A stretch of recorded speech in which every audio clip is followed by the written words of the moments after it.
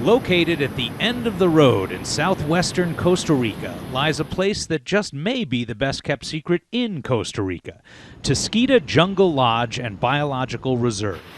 This 800-acre tropical paradise hosts kilometers of well-maintained rainforest trails and a pristine, undeveloped beach.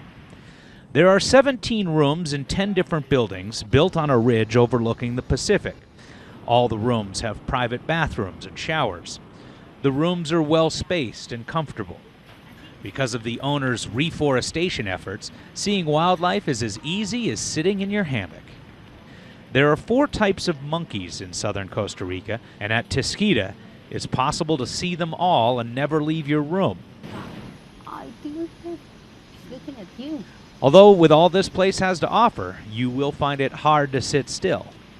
Delicious, home-cooked traditional meals are served in a centrally located, beautiful open-air lodge. Tiskita Jungle Lodge is owned by Peter and Lisbeth Aspinall. They're passionate about the rainforest and about sharing what they have helped create with others. This part of Tiskita, which is about 13 acres where the cabins are situated, is my oldest fruit orchard, and this fruit orchard is about 27 years old now. And they're not the traditional fruit orchards that you're used to looking at in North America or Europe. These trees have gotten way too big and they basically become food for wildlife. And so we have a beautiful setting here. Animals have been protected here for a long time. And we don't feed animals. We don't have hummingbird feeders. We don't have any type of feeding trays. And so animals here feel quite comfortable. Peter and Lisbeth have been on this land since the late 1970s, and the literal fruits of their labors have paid off beautifully by reforesting land that was once cut for timber and pasture with native and endemic trees. And because of their love of fruit, their fruit orchard now hosts more than 100 different varieties of tropical fruit that are popular with both people and wildlife.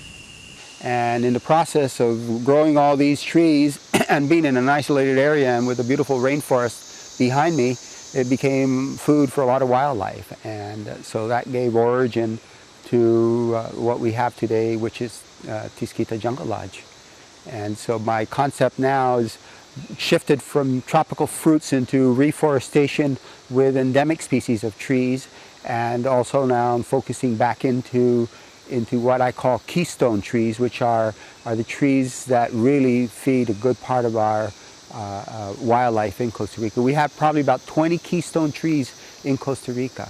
So they're not many, and they're very much in demand. That is the fruit and the seed. And so wildlife eat it all up. So they're trees that are becoming very much endangered.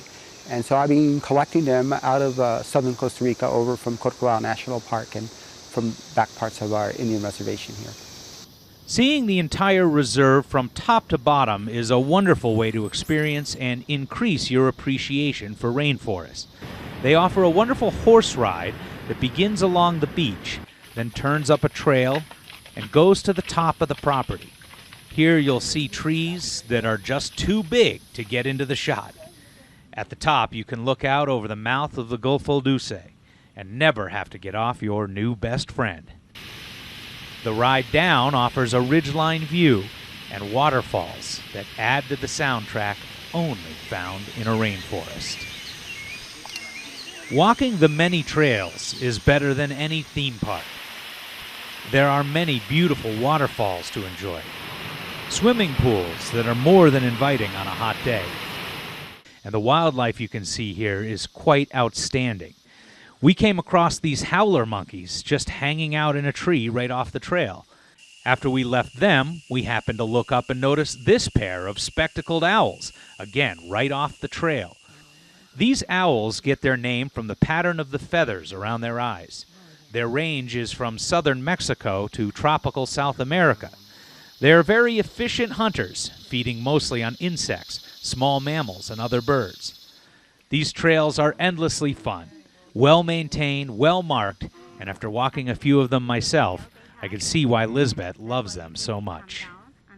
For me, every trail has the beauty, their own beauty. They're different.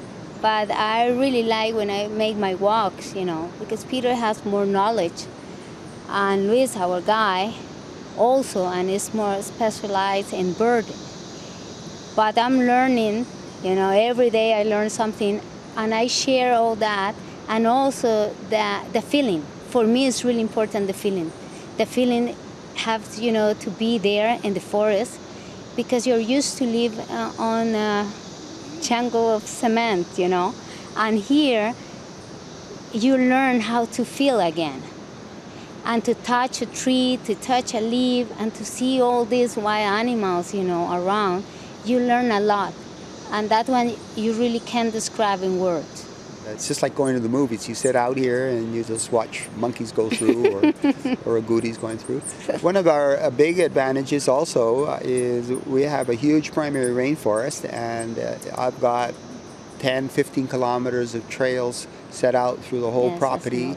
I have I don't know how many kilometers of trails in my fruit orchard. And so we actually do have an extensive trail system for people that really like to walk and stuff. Probably more trails than most people can take. I have 2 more trails to build, and I've decided to hold back on them. Having been born and raised in Costa Rica, Peter understands the forest like few men I have ever met. And walking in the forest with him is a privilege all guests should take advantage of. This is a light cap that just happened the other day, and light caps are very important in the rainforest because it's the rejuvenation of the rainforest, the beginning of the life cycle in the rainforest, so they're very essential to happen. And light caps happen many different ways. One is windstorms. Windstorms blow a lot of wind and snap off the huge canopies of trees. If you get wind with rain, then it's an added value because you get all the weight of the water, which also snaps off branches. Lightning kill tops of trees and open up light gaps. Fungi, root rots kill the bottom of trees and create a tree dieback, which opens up a light gap. And like I was saying, light cap's very important because this allows the sunlight to come down into the rainforest floor.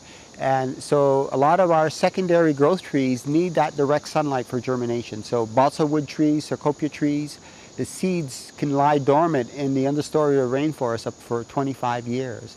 And unless they get that direct sunlight on them, it doesn't stimulate the growth. Maybe some eels here. The forests aren't the only place where you can witness a myriad of life forms at Tiskita. Here is something. Oh, look at that. It's a sea urchin. But this is the one that is very iridescent, depends on the sunlight. Oh, yeah. And once I tried to touch it carefully and it pinched me right away. So now I know.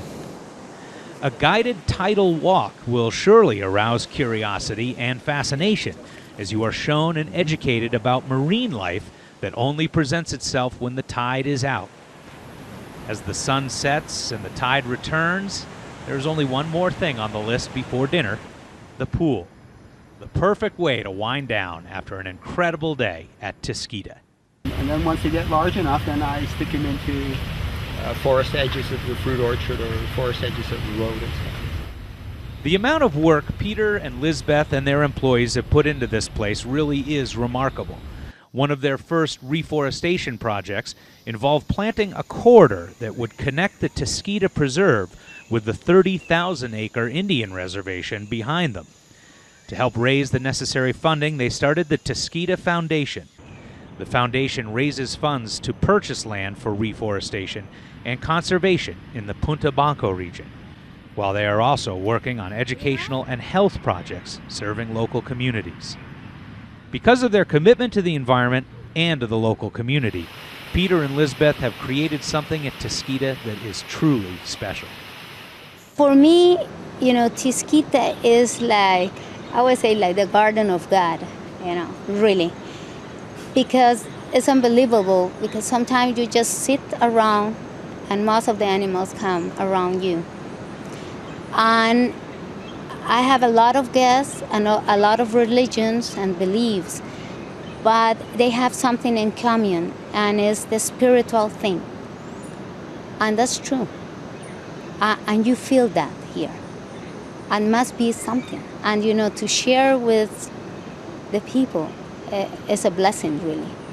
because I know we make a change to everybody comes here. They always have a little peace in their heart about Tiskita. That's for me the important, really. I couldn't have said it better myself. For more information on Tiskita, please visit on the web at www.tiskita-lodge.co.cr.